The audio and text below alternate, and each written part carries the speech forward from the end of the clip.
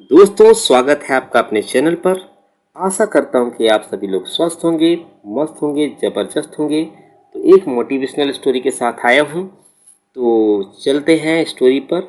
एक बार एक व्यक्ति अपने काम से लौटकर घर आया और साथ में पनीर लाया और अपनी पत्नी को कहा कि आज मेरे लिए बढ़िया पनीर की सब्ज़ी बनाना, क्योंकि मैंने आज बहुत काम किया है और मुझे बहुत ज़्यादा भूख लगी है और मुझे बहुत अच्छा खाना है। उसकी पत्नी कमरे से बाहर आई और पनीर लिया और कहा, बिल्कुल, आप हाथ पैर धोकर तैयार हो जाइए, मैं आपके लिए बहुत ही स्वादिष्ट सा खाना बनाती हूँ। वो व्यक्ति फ्रेश हो गया और टीवी देखने लगा और इंतज़ार करने लगा सब्जी के बनने का, ताकि वो उसे खा सके। किचन से बहुत अच्छी खुशबू आ रही थी। वो व्यक्ति बस सोच रहा था कि जल्दी से खाना बन जाए ताकि मैं अपनी भूख मिटा सकूं। लगभग 1 घंटे के बाद खाना बनकर तैयार हो गया। स्वादिष्ट सा भोजन अब खाना लगने ही वाला था। उस व्यक्ति ने अपनी पत्नी से पूछा कि खाने में नींबू है कि नहीं, क्योंकि मुझे पनीर की सब्ज़ी में नींबू डालकर खाना है। लेकिन पत्नी ने कहा कि नींबू तो ख़त्म हो गए, आपसे कहा था लेकिन आप भूल गए।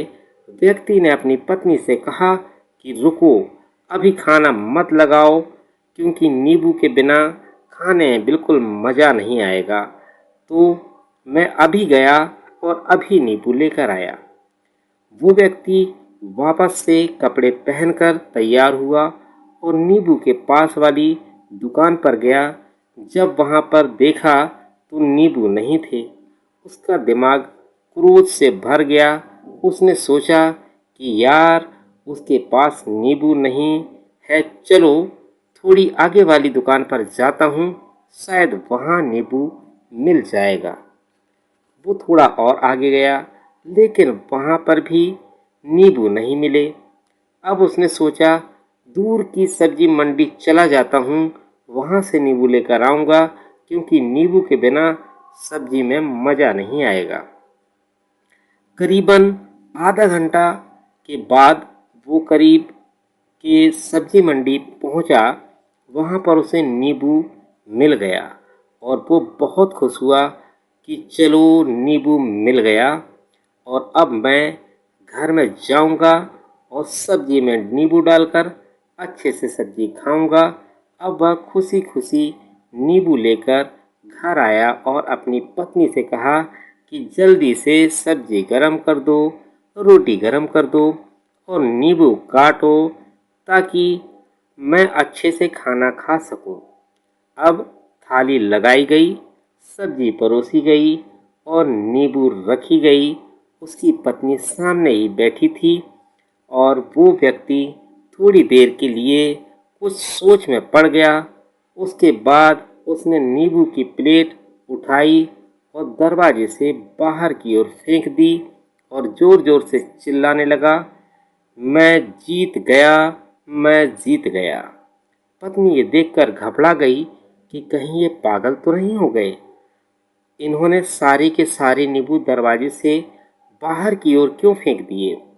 उस पत्नी ने उस व्यक्ति पर चिल्लाया और कहा कि आप पागल हो गए हैं, अभी तो इतनी देर तक नींबू के बारे में पूछ रहे थे और अभी जब नींबू घर ले आए और खाने बैठ गए तो आपने नींबू को दरवाजे से बाहर फेंक दिया और अब चिल्ला रहे हो कि मैं जीत गया, मैं जीत गया। पत्नी पूछी, आप किस चीज़ में जीत गए, क्या हुआ? अब व्यक्ति खुशी खुशी बैठ गया और अपनी पत्नी से कहा, आप भी बैठो, इत्मीनान रखो, बताता हूँ कि क्या हुआ। आज सुबह से ही मेरी जीत मुझे अपने बस में करने की कोशिश कर रही थी। जब मैंने बहुत काम कर लिया तब मुझे बहुत तेज़ भूख लगी। जब मैं घर आया तो तुमने बहुत ही स्वादिष्ट सब्जी बनाई और खुशबू मेरी नाक में गई। फिर मेरी जीभ ने कहा कि इसे अब नींबू चाहिए। मैं पास वाली दुकान गया, लेकिन वहाँ नींबू नहीं मिले। थोड़ी और दूर गया, वहाँ पर भी नींबू नहीं मिले। तो मुझे उसने और दूर लेकर गया। मैं उसके बस में आ गया और जैसे ही वह कहती रही वैसा मैं करता गया। अब वैसा ही करता गया जैसा वो मुझसे करवाती गई, लेकिन अंत में मैंने विजय प्राप्त कर ली। मैंने उसे उठाकर बाहर फेंक दिया और कह दिया कि तुम्हारा मुझ पर कंट्रोल नहीं है, बल्कि मेरा तुम पर कंट्रोल है और मैं जीत गया। क्या आपको समझ में आया कि कैसे अपनी इच्छाओं पर विजय प्राप्त करें? कई बार लोग शराब पीने की आदत लग जाती है और उस चक्कर में वो भटकते रहते हैं। यदि एक जगह नहीं मिलती तो दूसरी जगह जाते हैं, दूसरी जगह नहीं मिलती तो तीसरी जगह जाते हैं। और अक्सर युवाओं के साथ ऐसा ज़रूर होता है कि वो शराब पीने के लिए बैठते हैं, सारी शराब खत्म हो जाती है। उसके बाद एक ना एक व्यक्ति ज़रूर कहता है कि यार और चाहिए, और चाहिए के चक्कर में शराब ढूंढने के लिए निकलते हैं और देर रात हो जाती है। वो रात भटकते रहते हैं, एक जगह नहीं मिलती तो दूसरी जगह जाते हैं, दूसरी जगह नहीं मिलती तो तीसरी जगह जाते हैं और अपने समय, पैसे और अपने आप को बर्बाद करते रहते हैं।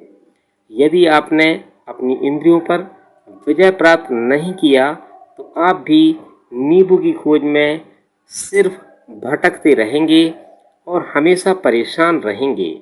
इसलिए अपनी इंद्रियों पर काबू पाइए और अपनी जीवन को खुशी खुशी बिताइए। आशा करता हूँ कि इस स्टोरी के माध्यम से आपको कुछ ना कुछ सीख जरूर मिली होगी। अगर मिली हो तो अपने दोस्तों के साथ ज़्यादा से ज़्यादा शेयर ज़रूर करें। बहुत बहुत धन्यवाद आपका। मिलता हूँ नेक्स्ट वीडियो पर। थैंक यू सो मच सभी को।